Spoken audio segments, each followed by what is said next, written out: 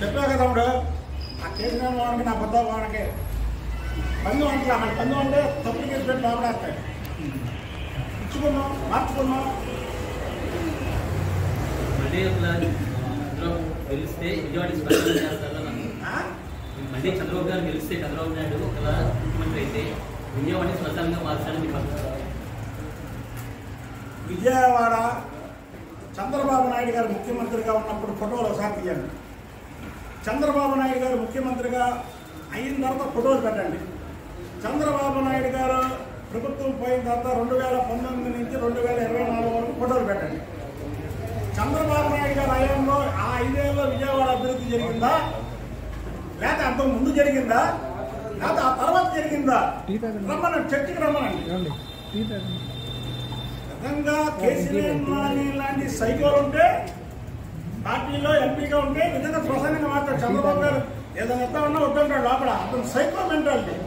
ఎదుటి మనిషి పక్షంగా ఉంటే చూసి ఊరుకోలేడు.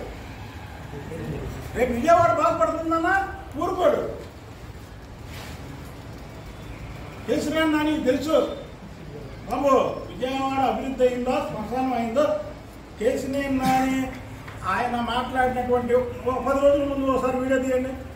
ఈసారి చూపిస్తాను పని డేట్ చూపిస్తాను. 10 రోజుల ముందు వీడియో జగన్మోహన్ రెడ్డి అసలు లాస్ట్ అండ్ ఫైనల్ అండి. కన్నవా వేసుకోకుండా 10 రోజుల ముందు జగన్మోహన్ రెడ్డిని తిట్టినటువంటి కేసీఆర్ నాని కన్నా సిగ్గుండాలా టికెట్ తీసుకోవడానికి?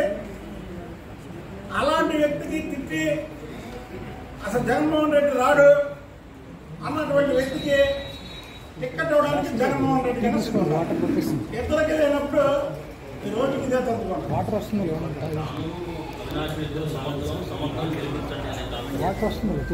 సమర్థులు అసమర్థులు 2024 ఎన్నికల్లో ప్రజలు తెలుస్తారు.